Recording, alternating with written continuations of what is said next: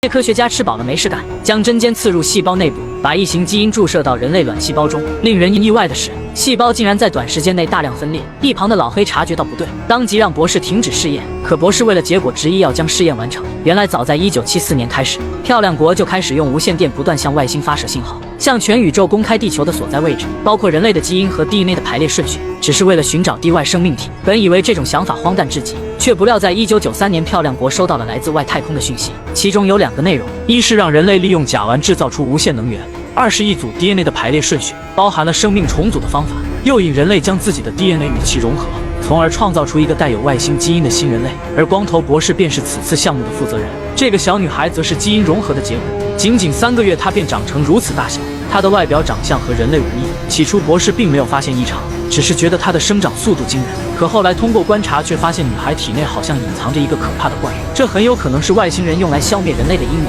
可看着如亲生女儿般的女孩，博士内心有些许不舍，但国家高层已经下了死命令，他只能让人搬来毒气管，连接在密闭空间，准备将女孩毒死。然而内心的不舍还是让博士流下了眼泪，却不料女孩竟能抵挡住毒气的侵袭，而且在危急时刻爆发出巨大的能量，一举逃出了封闭空间。可毒气的泄漏却让医护人员很快倒下。此时女孩则顺着通道一路小跑，体内隐藏的能量让她轻松越过护栏。事关人类安危，博士不敢怠慢，当即派出了战车和飞机以及数万士兵进行地毯式搜索。但女孩的速度却极为迅速，还没等他们接近，就一跃跳上了疾驰的火车。此时女孩脑海中突然闪现出异形的身影，等她睁开眼睛，却发现一个流浪汉正要亲自己。危机之下，女孩抬手将他扔了出去，却不料这一下蕴含的巨大力量让流浪汉当场去世。而此时另一边的博士在寻找一夜无果后，只能暂时放弃另做打算。在得知有一辆火车经过后，当即找来了相关人员登上火车，发现了死状诡异的流浪汉。由此可见，她已经不是一个普通的女孩，而是蕴含巨大能量的怪物，必须将她尽快捉拿归案。与此同时，另一边女孩早已在中途下了火车，来到了一个便利店。第一次来到外面的世界，她显得懵懂无知，但她的学习能力却异常强悍，很快就发现并学会了人类如何购买东西。可苦于没有钞票，她只能走出便利店，学着别人拿起箱子向火车上走去。而饥饿的她开始在火车上四处游走，眼看休息厅没人，她当即打开抽屉，取出全部钱币放进包里，然后偷偷溜进厨房装一些有用的东西。很快就拿着书包找到一节单独车厢，拿起没包皮的香蕉就啃了起来。然而就在夜晚再次来临时，女孩又做起了噩梦。她在梦中被一辆带刺的火车追着走，眼看火车就要追上，女孩顿时被惊醒。为了压惊，她拿起食物大口的吃了起来。然而就在吃饱后，却发现有什么东西在体内蠕动，她的脸部已经发生了严重的变形。原来是女孩已经开始了第3次生长，很快触手就将她挂在角落，形成蚕蛹进化。不料这巨大动静却引来了乘务员，看着满桌的食物，他走向一旁的房间，却发现一个巨大的东西在蠕动，而且牢牢挂在房顶上。然而就在他观察这是什么东西时，突然被一条触手拉了进去。很显然，女孩也把它当成了进化的能量。而不久后，女孩走了出来，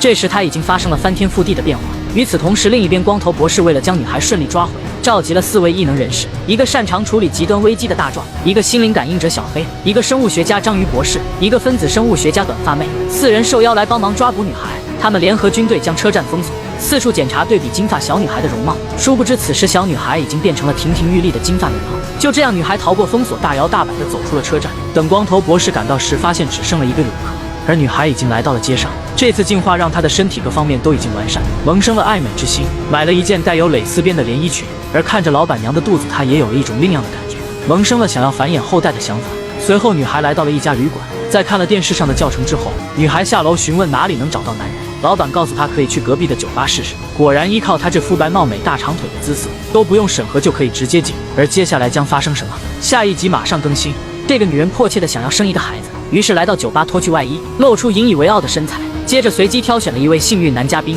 经受不住诱惑的男嘉宾很快被她迷倒，迫不及待地将她带回家中。殊不知女人是个极为可怕的存在，她正是博士通过外星人所发送的基因序列培养创造出来的外星异种。可对此浑然不知的老王还以为碰上了好事，乐呵呵地做着准备工作。而看着眼前壮硕的男人，女人想要孩子的心促使她不断向前。然而就在即将开始时，女人突然察觉到不对，慌忙后退，并对眼前的男人露出厌恶的神情。可做好准备，老王又岂会让煮熟的鸭子飞掉，当即表示打算霸王硬上弓。而眼前的蛇蝎美人不知为何又答应了男人的请求，开始相拥在一起。可随之而来，下一秒他就露出惊恐的神情，一下被女人送往西天拜见如来佛祖。而与此同时，另一边博士几人还在寻找小美的下落。在旅馆老板口中得知他去了酒吧，经过一系列的线索整合，他们顺藤摸瓜找到了老王的别墅。可等他们找进别墅时，早已为时过晚。只见老王横七竖八地倒在地上，彻底凉透。生物学家短发妹见状推断，小美来到男人家里很有可能是要繁衍后代。可不知为何，男人依旧还穿着裤子，很明显这件事另有蹊跷。突然，一旁短发妹联想起老鼠在找伴侣时，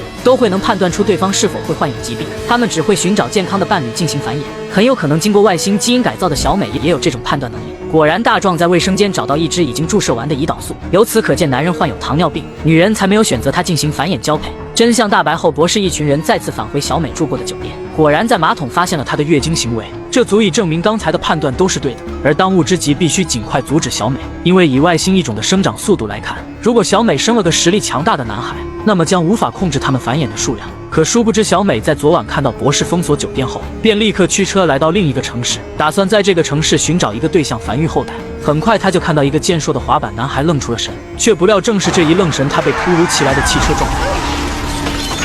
肇事司机当即跑了，所幸一个心善的帅气男人停下车前来营救他，把他送往了医院并缴纳费用。然而就在医生准备进行手术治疗时，却突然发现小美的伤口竟在以肉眼可见的速度恢复，就连错位的骨头也长回了原处，这简直是医学史上的奇迹。然而还没等他反应，小美就迅速离开了原地。救他的男人也表示一脸好奇，这么重的车伤居然一点事没有，而小美却打起了另样的算盘。眼前帅气的男人不就是繁衍后代的最佳人选吗？他死皮赖脸地跟着男人来到了别墅，准备和他度过接下来的美好时光。与此同时，另一边博士发现了小美出事的车辆，经过当地政府的调查后得到线索，前往医院进行更细致的追踪，发现是一个名叫约翰的男人为他付了保。而通过电脑查询发现了约翰的别墅地址，当即开车前往。此时女人已经迫不及待想要和男人要个孩子，然而就在进行关键时刻时，却突然被门外的动静打断。原来是大壮与短发妹赶来此处。男人听到动静，当即打算开门，却被女人一把拉回，按在水里。原来女人在感到危险时就会变成外星异形，并且杀人如麻。等大壮找到进入别墅的入口时，再次只剩凉透的男人。不甘心的他来到后院搜查，甚至还爬上了高处观察，但依旧没有发现什么。殊不知女人并没有走远，而是躲在一旁观察着他们的一举一动。眼看再次来晚一步，他们只能先对眼前的男人进行观察化验，确保女人是否已经怀上一种。很快他们就叫来军方将这里再次封锁，并且商量接下来的计划。殊不知小美早已在远处读懂了博士的唇语，并且跟踪来到他们所在的酒店。而他的心中也冒出一个大胆的计划，他先是绑架一个女人并占领她的房间，然后用剪刀剪下自己的手指放进包中，随后开着汽车踩点找到了一处遍布高压的地方。接下来又来到加油站加满了许多汽油，准备制造一场意外瞒天过海。而接下来他将怎样行动？下一集马上更新。科学家将外星人的 DNA 和人类的细胞相结合，试图创造出一种全新的生命体。可针尖刚刚刺入细胞内部，摄像机就发生故障关闭，因为看不到细胞的变化。研究员只能走进实验室进行检修，却发现先前的摄像头已经彻底报废，只能更换全新的使用。可就在连接上的那一刻，细胞竟然在以肉眼可见的速度分裂增长。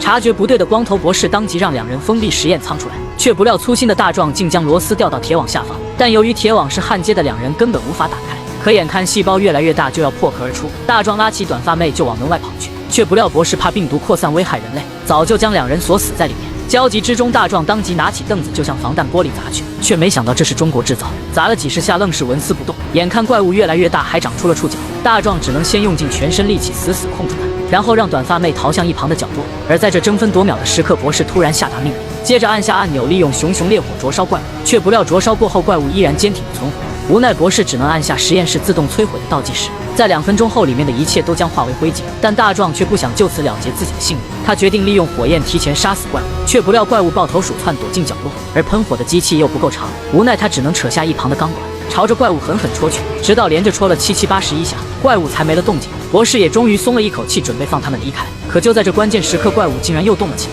并且身形还扩大了数倍。可此时时间还剩30秒，再不做出决定，两人就要交代在里面。此时一旁的黑哥看不下去了，将博士顶开。章鱼博士则趁机按下开门按钮，将两人救出。而在他们刚出来，里面就燃起了熊熊大火，怪物也终于被彻底消灭。这样的结果让博士不寒而栗，因为除了刚刚这个半成品的外星生物，还有一个拥有超凡力量的成熟体，它可以随时切换自己的形态，来摆脱博士一群人的追捕。而为了彻底让博士消失在自己世界中，他绑架了一个女人，然后当面剪掉了自己的手指放进包中，接着将女人的手指头也全部剪掉，扔到垃圾桶中，打算和博士来一场偷梁换柱。很快他就将装好的汽油搬到目的地，这是一处布满高压的地方。而在夜晚来临后，小美将女人绑在车上，然后在夜晚之身出现在小黑的面前，利用汽车将他们向布置好的现场引去，一股脑地将汽车开向山坡下方。小美则在中途趁机跳出，只留断指的女人在车内当替死鬼。很快汽车撞向高压箱就产生爆炸，车内的女人顿时面目全非，而直升机补上的几发炮弹更是让她灰飞烟灭。此时另一边小美早已跑向事先准备好的车辆离去，只留下被戏耍的博士一群人。